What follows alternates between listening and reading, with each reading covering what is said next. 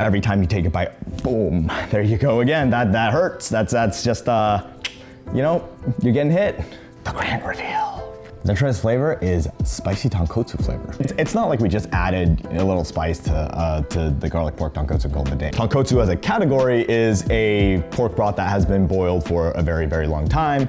Tonkotsu can be 100% pork broth, and a lot of places are, but even if you're talking about 100% pork, you can have a lot of different blends. For tonkotsus, what we end up finding is that we have all kinds of different blends of pork, but often we'll find different kinds of recipes blended in which we have pork and chicken, or pork and fish, or a combination of the three. And there's all kinds of new styles, all kinds of new ways of doing ramen all the time, and it's really cool. We just love noodles, and we just want to try, what can you do with noodles? What can you do with the flavors? How do you push the definitions? What is the definition of tonkotsu and ramen? What counts and what doesn't? You know, from pineapple ramen to, you know, chocolate strawberry dessert ramen to algae ramen, all kinds, everywhere.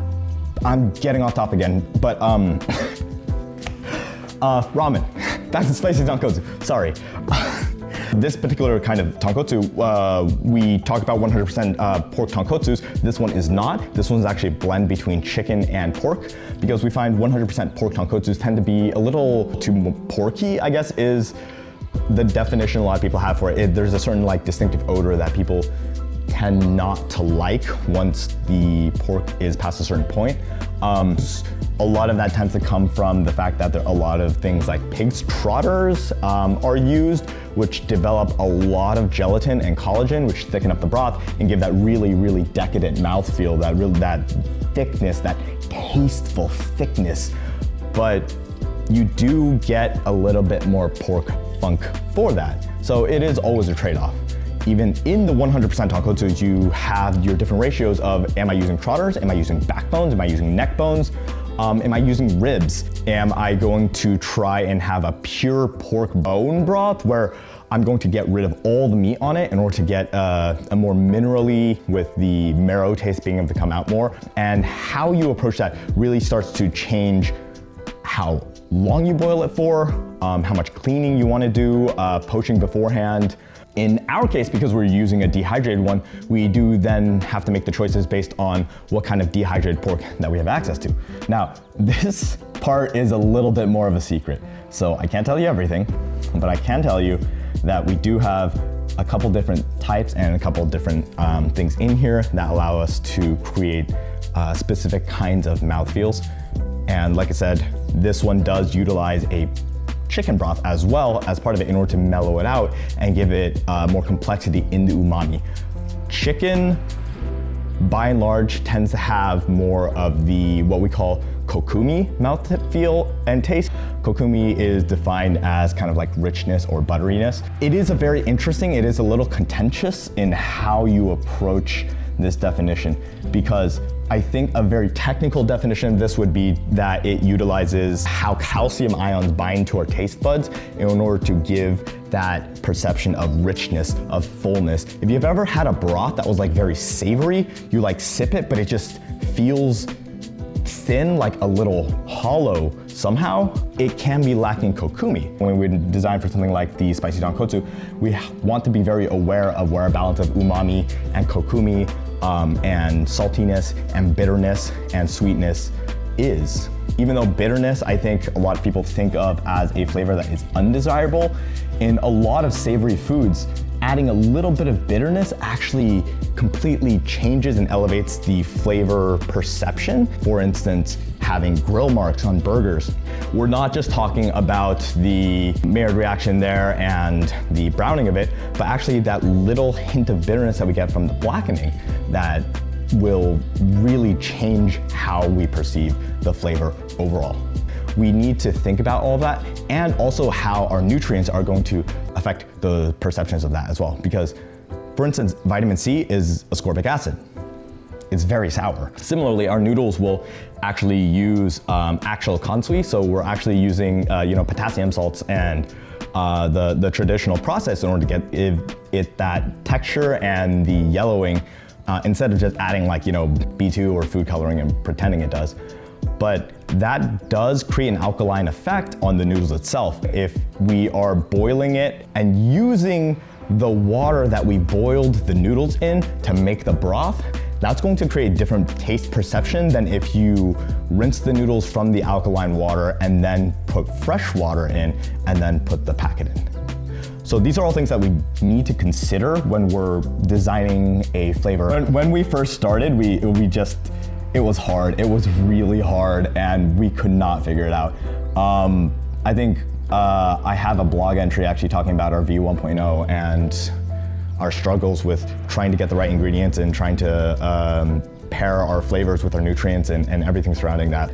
This was designed for Zen specifically. The base tonkotsu broth, how we constructed it from the ground up is completely different. Taking into account that we do want spice and thinking about the fact that spice perception is also going to be different. Saltiness perception and salinity is going to be different depending on the thickness of the broth as well. So when Zen asked for the spicy tonkotsu flavor, she wanted it thick, like tastefully thick. Which also means when you have that kind of thickness, number one, you need addition of a little bit more fat in order to create that mouthfeel, and oil and fat also carry capsaicin different. Capsaicin, or the chemical on your tongue that creates spiciness, is hydrophobic. It's oil-based rather than water-based. So that's why you have chili oils and not chili water. But because of the oil coating your tongue as well, that thickness might prevent the capsaicin from reaching your tongue immediately. What this means is when we're designing any kind of spicy flavor, we have to be aware that however much spice we add, if someone takes one bite, they will experience a very different kind of spicy sensation than if they take 2, 3, 4 bites, eat the entire bowl. And so when we're deciding on what kinds of peppers to put in there, whether it's birdseye, whether it's chipotle, whether it's, Kashmiri, or the thousands of other chilies out there, each of them do have a slightly different flavor and spice profile that is going to be changed by the salinity, by the thickness, the oil in the broth. In this spicy tonkotsu flavor profile, we wanted that rich tonkotsu flavor to come forward as the main thing, and for the spiciness to really just edge up the endorphins, that little bit that goes off in your brain when you eat something spicy. You can control it a lot better by controlling the pace of your eating, rather than every time you take a bite, boom, there you go again. That hurts. That's just you're getting hit. The nice thing about that thickness and the thickness and the texture is that we are looking at having a lot of collagen and a lot of gelatin in this. A lot of the additional protein here, I believe this one has 34 grams of protein. 34 grams. My protein shakes have 25 in them. 4 ounces of ribeye beef, off the top of my head, it's like 27. 12 ounces of tofu, around the same as well. So this one has that beat by far.